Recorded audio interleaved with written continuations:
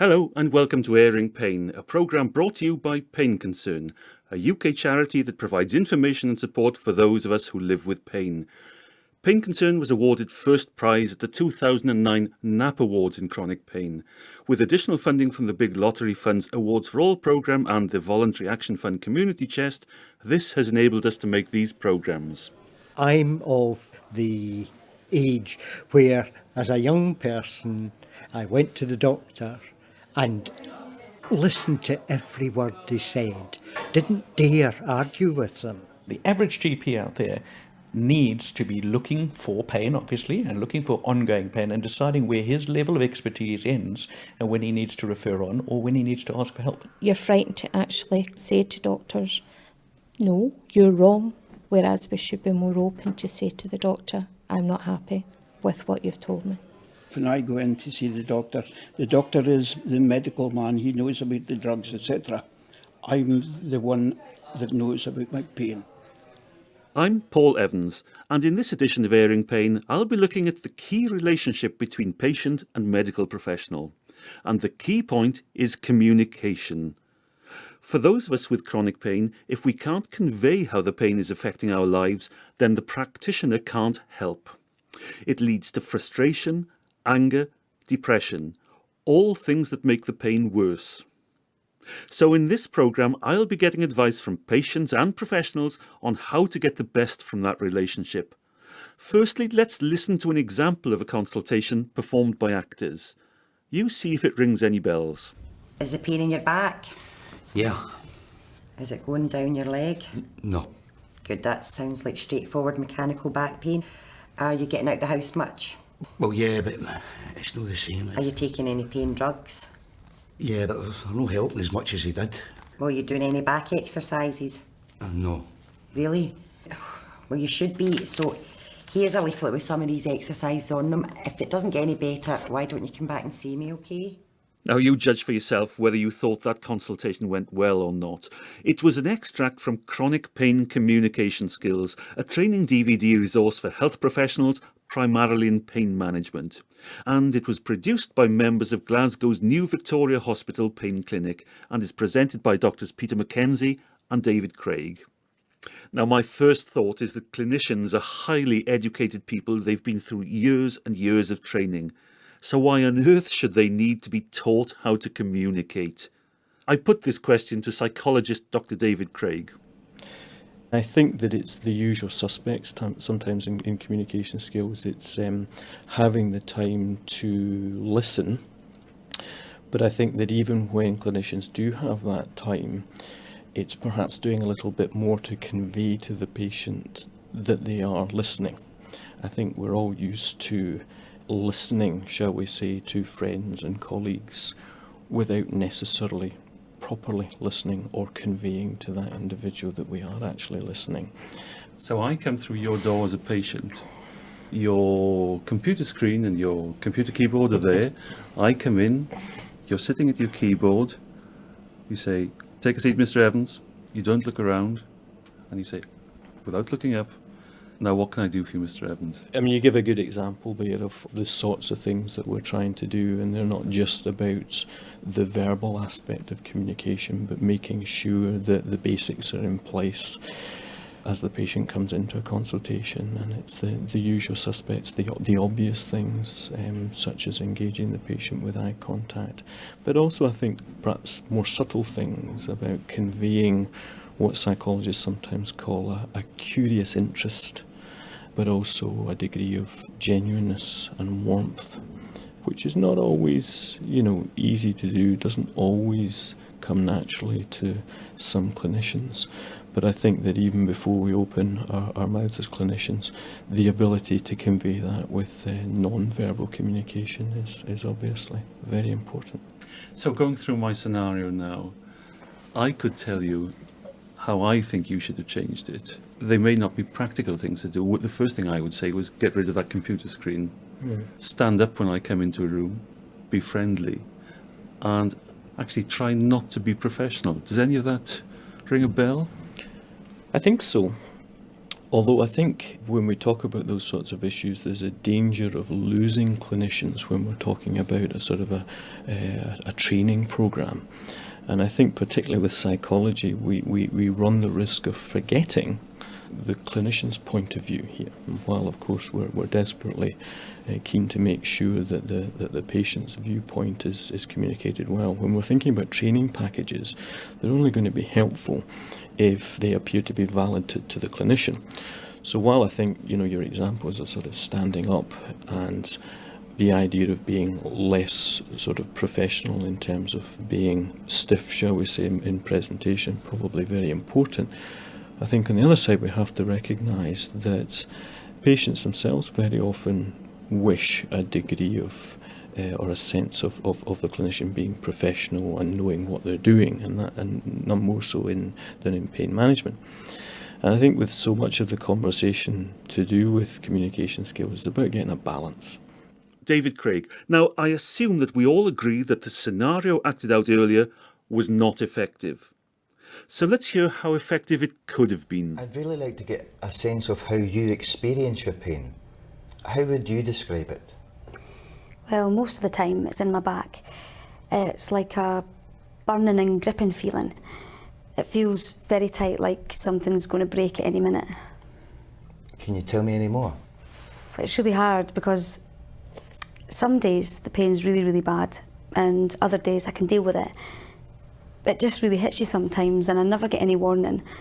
I can't even plan to do things because the next day I could be laid up in bed. It's like it decides how bad I'm going to feel. And on the good days, it's still there, but I can get so much more done, and then I get to hoping that it'll stay like that. And then the next day I'm on my back again. It just seems so unfair. And then I start to wonder if I'm doing it to myself. It's really frustrating. And how are you left feeling when you think that maybe you've done something to your back? There are a number of different strands to the Communication Skills Project at the moment. The first thing is for us to properly evaluate it, and what we're aiming to do is to have a few of the doctors involved in a package that doesn't just include the DVD but also includes us actually videoing some of the sessions and providing some informal feedback to the clinicians based on what they've learnt in the DVD, but also just from our own experiences, so that it becomes a little bit more valid and real to them. I think this is one of the difficulties that we sometimes find with sort of standalone training packages, is that they don't always transfer readily into the sorts of habits that people develop in their day-to-day clinics. That's right. I mean, seeing a video of yourself in a consultation, Yes. It can be quite sobering. Absolutely, and I think that's hopefully where it's going to show its effectiveness, not so much actually in the DVD, but in being able to see there as a clinician some of the things that you're doing very well, as I said, and to get some reinforcement of what you're doing, which I think can be valuable in its own right, but also seeing where in a session they might have done things a little bit differently. And I think bringing it home like that is probably more powerful than just simply watching the video itself. David Craig of New Victoria Hospital, Glasgow. And their training DVD, Chronic Pain Communication Skills, is available from the pain clinic itself, or I'd recommend that you download it from numerous sites on the internet. Just type Chronic Pain Communication Skills into your search engine. I've even found it available for my mobile phone. Now, let me just remind you that whilst we believe the information and opinions on airing pain are accurate, based on the best judgments available, you should always consult your health professional on any matter relating to your health and well-being. He or she is the only person who knows you and your circumstances, and therefore the appropriate action to take on your behalf. So we've heard the doctor's viewpoint on how best to manage a consultation, but what happens when that communication breaks down? Marion Beatson has lived with chronic pain since having a workplace accident some 10 years ago. Well, I was angry. The fact that nobody was willing to help me, and the fact that I didn't know where to turn. Had I had the information at hand, I would have known to go to my doctor and say, this is not good enough. I want a second opinion and I want answers. But you're frightened to actually say to doctors, no, you're wrong. Whereas we should be more open to say to the doctor, I'm not happy with what you've told me. If they don't have the answers, it's them having the ability to find the answers and where to tell us to go to get them. And that's the big issue, with patients finding out where to go next. So are you still a shrinking violet when it comes to speaking with doctors? No. How do you speak to them? I write down what I want to say first. And if I'm not happy, I'll tell them I'm not happy. And I actually tell them what I want rather than them telling me what they want. It's taken 8 years, but each of the doctors in my local surgery now know me and know that I will come in with what I want to say. They don't get to talk until I'm finished. And then they'll say, right, let's look at what's been happening. And I'll say, right, okay. So I'm now in control of what happens in my doctor's surgery. So when your appointment comes up on their appointment book, they know they can see you. Do they take a day's leave to avoid you, or do they welcome you? No, because they know I'm there to help myself. And I'm not aggressive. I'll just go in and speak to you as I'm speaking. I'll speak to them like I'm speaking to yourself. And I'll say, well, this has been happening. I know it's wrong. What is going on? And they know that I'll take my medication sensibly. But if it's a new doctor, that's where I'll say, who am I seeing? What doctor is it I'm seeing? And I'll say, well, no, I'd rather have another doctor that is used to seeing me, and that's what I usually do. If I can't get my own specialist doctor in the surgery, whereas he knows my case inside out. But I will make appointments for him most of the time, and I'll wait for the appointment. He knows you and you know him. Yes. He knows when I come in that everything is going to be, all right, okay. Okay, Marion, right, fine. We'll try this first, and if that doesn't work, we'll then put you to the pain clinic, and that's what happened. The average GP out there needs to be looking for pain, obviously, and looking for ongoing pain and deciding where his level of expertise ends and when he needs to refer on or when he needs to ask for help. That's Mark Ritchie, who's a GP in Swansea with a special interest in pain management. He's clinical lead for Abertawe Bro Morgannwg Community Pain Service in South Wales. I put to him that many airing pain listeners feel let down by their GPs. I think to a large extent they may well be right. And it's not because general practitioners have done anything wrong. It's because up until very recently there's been no undergraduate training in chronic pain at all. The principles of managing pain are still based on the World Health Organization's pain ladder, which starts with simple analgesia and works up to opiates like morphine. However, when you look at where that ladder came from, it came from trauma and acute injury, battlefield type things or motor accidents, etc. It didn't come from the person having chronic, unremitting, ongoing pain.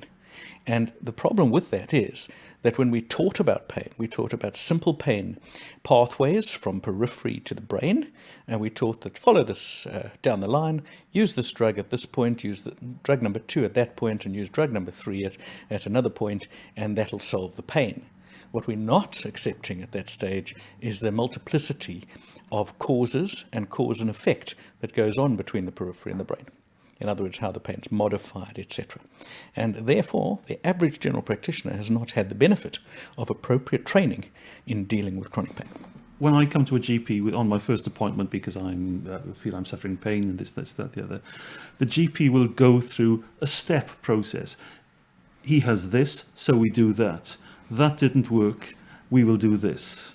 The pathway I might follow, given that you've now come in and you've got pain in your hip or something, I'd take a history first, then I'd examine you and I'd have a look at where that pain's coming from, and I would try to come up with a diagnosis.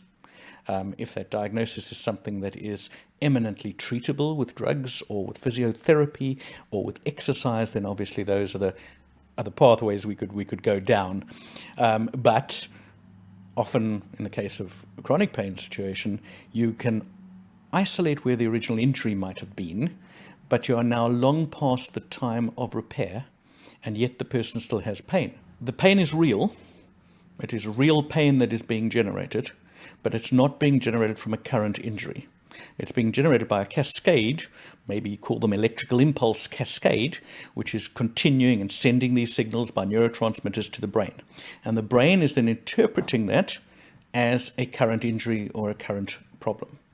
In actual fact, the problem might have been over a year ago, 2 years ago, 5 years ago, but the cascade is still functioning, so it's still sending the impulses down that pathway. And this is the difficult part, because our fundamental, basic, primitive brain associates pain with danger. And therefore, the fact that you're now receiving pain, the body worries about this, the brain worries about this and says, I've got to do something, I've got to pull away from this, I've got to protect myself. It's a protective function. So all the systems are there in place and working, but actually working against themselves. In a way, yes, and modifying them incorrectly. If we can divide the pain pathway from the periphery to the brain into sort of 3 or 4 sections. The first section is from any point on your body, a peripheral point of your body, to the spinal cord, which is an area called the dorsal root ganglia. It's not important, but it's in the spinal cord. From there, you then have a pathway up to the brain and various different modification areas within the brain, and you have a pathway down again to wherever it entered the spinal cord, and then out to the periphery. So you've got these different segments of the pathway. Now, anywhere along there, firstly, the pain can be added to, modified, both up and down. So there are modifications within the area that will decrease pain, and there are modifications there that can increase pain. So the problem is, how do we turn these on and off? And these can be turned on and off by a whole host of things. So for instance, you take somebody who's depressed, they've lost a loved one, they will feel more pain than somebody who is not depressed. Does that mean they're making it up? Definitely not. It simply means that because they're depressed, they could be suppressing or adding hormones into the system, actual enzymes. They can turn them on or turn them off.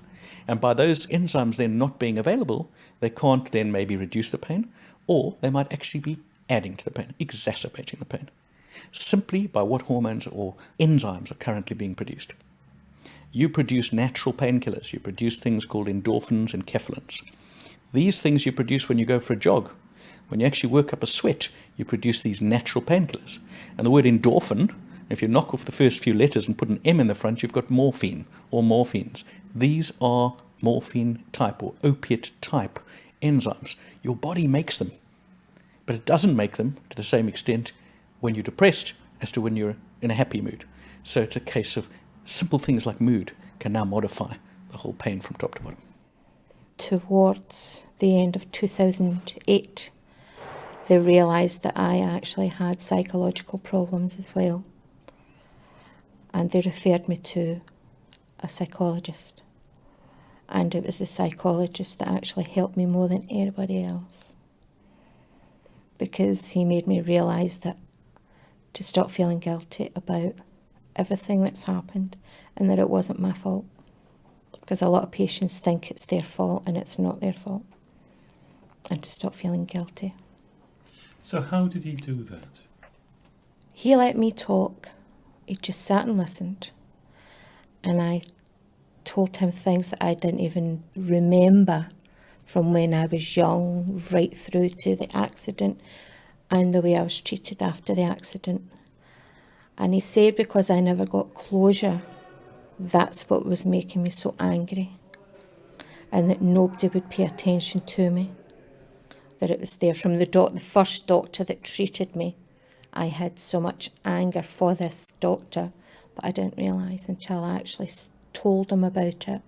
But it was the way I told him about it. My whole personality changed. And I didn't notice, but he picked this up. And it was him that told me that the fact is, oh, I'm an angry young lady. And I was like, no, I'm not. He says, oh, yes, you are. And I thought, no, you're right. And he let me get off my chest what I wanted to say. He says, right, if I was the doctor, what would you say to me? He says, without hitting me, he says, tell me what you want. And he just let me go for it. Things like that made the big difference. Because you don't tell anybody in the family how you feel, and you don't tell any friends how you feel. So this is all bottled up inside you, but you don't realise. 2 years ago at the British Pain Society, there was a Professor Jane from the United States, and he's actually a psychologist or a psychiatrist, and he did a whole lecture on how pain and depression and anxiety interact. And he basically said if you take somebody who has pain, but they're not depressed and they're not anxious, the chance of that becoming chronic pain is a lot lower than if the same person has the anxiety and depression. He described this by adding these sort of different components together as being cataclysmic. If you have depression and pain, you're more likely to go down the line of chronic pain. If you have anxiety and pain, you're more likely to go down the line of chronic pain. And what's interesting is which came first. Is the pain causing the depression, or did the depression lead to an exacerbation of the pain? And that's, of course, the million-dollar question. As to the outcome, it doesn't really matter from a treatment point of view. From a treatment point of view, we need to recognize the fact that this person is a person as a whole, not just as one piece, and therefore we need to treat all these elements, not just the pain. Which brings us back to where we started in the GP's consultation. Yep. Now, you see a patient at the very beginning, or at least perhaps not at the beginning of the pain, but at the start of them recognizing that they need help. Quite often, the real help doesn't come until the very end of the chain. How could you as a GP nip that circle of pain and depression in the bud at the very beginning? Certainly the largest area of illness in the country at the moment is actually depression. And depressive illnesses are highlighted now through many areas of QOF, the Quality and Outcomes Framework, and so on. So we are looking for depression a lot sooner than we used to. And there's certain screening questions that you tend to ask every patient, not just those who come to you with pain. So for instance, under the diabetic heading now, you also end up asking people about depression. And why? And the reason I'm going to speak diabetes just for a second is not because it's directly linked to pain, but it's another chronic disease. And it's funny how chronic diseases lead to depression. So a person with chronic asthma, chronic ischemic heart disease, chronic diabetes, they are the ones who also end up depressed. And pain is no different. People with chronic pain end up depressed. So firstly, we need to look for it sooner. And that I think we're already doing. So that's a really good point and something that I think has come out of the Quality and Outcomes Framework. As to how quickly we can move them down the pathway, a lot of this does come down to recognition. Now, certainly longer time in front of the doctor would be nice. I don't know how the government would budget for that, but it certainly would be nice to have longer appointment times. Sometimes it is a case of having to bring them back for 3 or 4 evaluations to truly get to where you're going, because not everything is necessarily as it seems when the person walks in the door. So the reason for encounter needs to be extracted. And people who have depression, people who have chronic pain, people who have a chronic condition don't always tell you everything in that first encounter. So it is a case of evaluating initially, listening carefully, moving through, extracting more facts by surreptitious questioning, should we put it that way, or around the point questioning, to see whether there's more to the picture than just what the person is initially telling you. But another part of it is the patient can actually prepare for this. So the patient can actually take 5 or 10 minutes of their time before they come and see the doctor and write down, if necessary, if there are 50 problems, write them all down. But then divide them into the ones that they really are affecting their lives right now. And realizing that we're going to need to answer them one at a time. We're going to need to move through the list. The classic example which we have in general practice is a group of patients who we refer to as heart sync patients. They come in and they say to you, I've got a pain in my leg. And you start answering them on that, and then they say, I've also got a pain in my thigh. And before you give them an answer on that, they've decided they are depressed. And before you've given them an answer to that, they move on to the next. And while I'm here, doc, by the time you finished, you haven't answered anything because they haven't given you the chance to. Now, whether it's because they don't want to get better, whether it's because they are frustrated by all these problems and don't know where to start, or whether it's the fact that they haven't actually got them in any order of importance, is difficult to ascertain from that sort of consult. But that patient gets nothing out of the consult. Or it may be none of those problems. Correct. It might be none of those at all, and there might be something underlying. All I'm saying is, if the patient, just as a doctor prepares by having studied and learnt different medications, different treatment strategies, it's just as he's done that preparation, the patient needs to spend 5 or 10 minutes preparing what they're going to say to the doctor. So that's the advice. Prepare for your appointment. Absolutely. Write a list of what you want out of the appointment and write down what is worrying you. Absolutely. In other words, get your ideas into some form of order. Now, having said this isn't going to apply to every single appointment. A person who's depressed, for instance, there's no way they're going to prepare in the same way. But then they're going to come in saying they're down they've got no energy, nothing's going right, and they don't want to do anything. That already paints a picture for me. It shows me that I need to explore that a little bit. So that's slightly different. But the person who's been in pain for 20 years, they usually know that they've been in pain for 20 years, and they know that they would like to get on top of this. They often don't understand why they've got pain. They have fears. Tell me what your fears are. I've had back pain for 20 years. Have I got cancer underlying there? It's important because if I don't know that's worrying them, I can't address it. And if I do know it's worrying them, I can address it. I can get it out of the way in probably seconds. A quick examination, a clear explanation of why this isn't cancer in this particular case, and now we can move on to the rest of it. So fears are just as important. I can describe how they should prepare really in ideas, concerns and expectations, what their ideas are that are going on, what their concerns are and what they expect to get out of that appointment, the mnemonic ICE. And they could actually use that to set out what they want to bring to the doctor. Dr. Mark Ritchie, and that memory aid for preparing for your appointment once again, ICE, I-C-E, ideas, concerns and expectation. This is airing pain, so, as we've heard, patients and doctors can have a fruitful relationship when both parties are able to communicate. Ron Parsons and Michael Morrison are from the Aberdeen area. Ron Parsons first. I'm of the age where, as a young person, I went to the doctor and listened to every word they said, didn't dare argue with them, took the pills and went back to see him again if necessary. Doctor knows best. Oh yes, that's what it was like when I was a school child. And it's only been, I would say, in the past 15 years or so that has begun to change. And doctors are expecting to have comment from their patients, discussion with their patients. And when I do that, I get so much more out of a consultation. So tell me, how do you speak to a doctor? I'll be a little pushy at times if I'm not being listened to, so I'll demand that. But I've got to remember that I have no medical training at all. I'm just a lay person. He is the medical expert. Sometimes people will say to me, no, but you're an expert in your own condition, such like. Nevertheless, he's the guy in the best position to treat me. So I will take his advice. If I don't agree with his advice, I'll ask if I can discuss it a little further. By taking that sort of approach with him, seeing a number of GPs over the years, I've never had any difficulty in speaking to somebody. And that's because you go into a GP surgery prepared? Yes, I do. I always go to my doctor with a list. There is never just one thing that I want to talk to him about. There can be half a dozen. And I'll say to him at the outset, there's my list. That's what I want to go through today. If you've got time, let's have a go at it.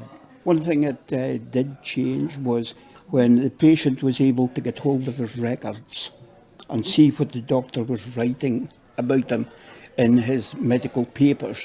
I think that's when the patient-doctor connection changed. Personally anyway, when I go in to see the doctor is the medical man. He knows about the drugs, etc. I'm the one that knows about my pain, how it's affected me, how I think it should carry on from here if we need to change drugs or increase or whatever. But I'm the expert in my pain. And every time I see the doctor, we normally have a good chin flap about what's been happening, what should happen next, right, do this for the next 4 or 5 weeks, come back and see me. Michael Morrison, and before him, Ron Parsons. And that's the end of this edition of Airing Pain.